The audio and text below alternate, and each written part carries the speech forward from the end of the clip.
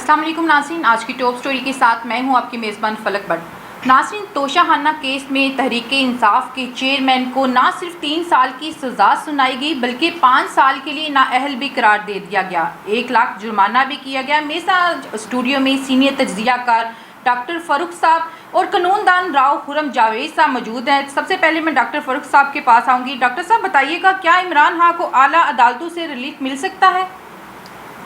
जी बहुत शुक्रिया, बड़ा पावरफुल क्वेश्चन किया आपने। तो माजी की तरह मुझे इस तरह लग रहा है कि इस बार भी, चूँकि इससे पहले जो गवर्नमेंट थी उसमें भी हुआ कि कई वज़ीर आज़म को इसी तरह नाअहल किया गया और बल्कि 18-18 साल के लिए किया गया। बिल्कुल ऐसे और दोबारा आकर के वो फिर से वज़ीर आज़म बने और फिर से उन्होंने पाकिस्तान का जो अशर किया है वो सबके सामने है। तो मुझे नहीं लगता कि ये कोई लॉन्ग ड्यूरेशन के लिए खान साहब अंदर जाएंगे। उसकी वजह यह है कि वो आपको पता होगा कि पहले वज़ीर आज़म को इन्होंने बड़े केसेस में छोड़ करके ना छोटे केस में सज़ा दी, और ये भी जो है ना बेलेबल सज़ा है इसका, उन्होंने इस पे एक्ट लगाया। और ये 3 साल का ड्यूरेशन इतना बड़ा नहीं है, 1 लाख जुर्माना, तो दैट मीन कि ये फिर भी मेरा ख्याल है पॉपुलेशन ऑफ पाकिस्तान के लिए एक बहुत बड़ा मजाक है। और आने वाले दिनों में आप देखेंगे कि ये जल्द रिलीफ मिलेगा इनको। अच्छा, राव खुरम जावेद साहब, आप बताइएगा, तहरीक इंसाफ की कानून टीम के पास क्या क्या कानूनी ऑप्शन इस टाइम मौजूद हैं? देखें, पहली बात तो ये है कि आर्टिकल 10A ये कहता है कि फेयर ट्रायल का जो हक है वो एक्यूज पर्सन को दिया जाता है।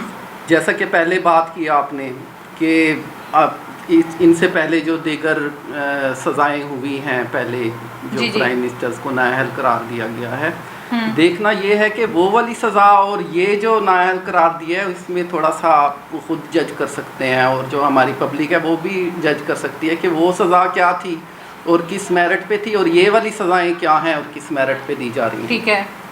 तो इसमें जहाँ तक रिलीफ की बात थी, तो उन्होंने तो कानूनी पॉइंट, जो कानूनी चारा गोई, जो रेमेडी उनको अवेल थी, वो तो ऑलरेडी उन्होंने एप्लीकेशन दे दी है कि हमें फेयर ट्रायल का हक नहीं दिया गया, और जहाँ तक मेरा ख्याल है कि उसको एक्सेप्ट कर लिया जाएगा और उनको फेयर ट्रायल का मौका दिया जाएगा केस को रिमांड करते हुए। अच्छा डॉक्टर फ़ारूक साहब, मुझे बताइएगा, चेयरमैन की गिरफ्तारी के बाद पीटीआई पार्टी का मुस्तकबिल क्या होगा?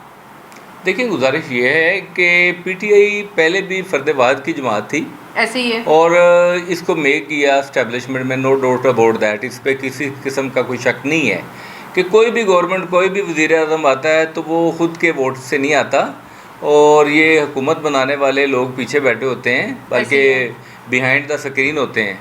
अब भी आप देखेंगे कि जब ये गवर्नमेंट बनेगी, जैसे अभी आपने देखा तहरीक इस्तेहकाम पाकिस्तान जो सारी पीटीआई उधर आ गई है, तो ये जो कि अभी रजिस्टर भी नहीं है। नो, तो ये अभी देखेंगे, अब इन्हांस होगा, प्रलॉन्ग होगा थोड़ा सा टाइम, तो उसमें ये डे बाई डे चेंजेस आपको नज़र आएंगी।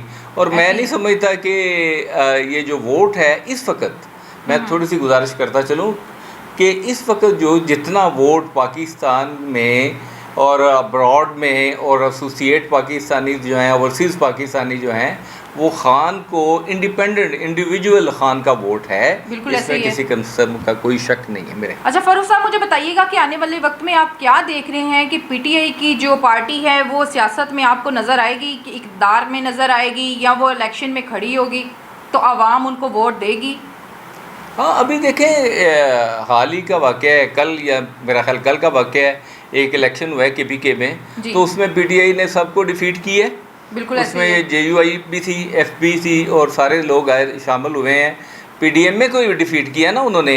तो ये मेरे पहले आपका जो पहला क्वेश्चन था उसको थोड़ा सा लीड करता चलूँ, लिंक करता चलूँ कि हुआ ये कि ये वोट जो है ना, वोट बैंक जो है वो इमरान खान का है। अब आपका दूसरा क्वेश्चन था, इसको लिंक कर लेते हैं कि आइंदा पीटीआई अपने फ्लैग में इसी नाम से और इसी बल्ले के निशान पे आती है, तो ये आने वाले दिनों में डिसाइड होगा।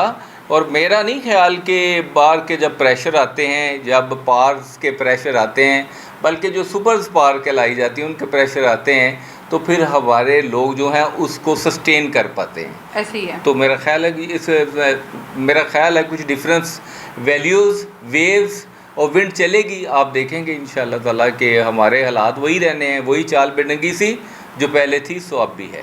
अच्छा राहुल जावेद साहब बताइएगा, वकला बरादरी जो है इस पे यूनाइटेड है? देखें, इसमें हमेशा लॉयर्स जब इकट्ठे हुए हैं तो कानून की बालादस्ती के लिए, बिल्कुल ऐसे ही है। ऑफ लॉ की आप जहाँ भी हिस्ट्री देखें, जब भी राइट्स की वायलेशन हुई है तो लॉयर्स इकट्ठे हुए हैं और उन्होंने कुर्बानियाँ दी हैं। और यहाँ पे भी अगर किसी भी किस्म की कोई कानून की जो है वो वायलेशन होती है तो फिर लॉयर्स इकट्ठे हैं और कुर्बानियाँ देने के लिए तैयार हैं। जी नाज़रीन, ये थी आज की हमारी टॉप स्टोरी। इसी के साथ अपनी मेज़बान फलक भट्ट को इजाज़त दीजिएगा। अल्लाह निगहबान।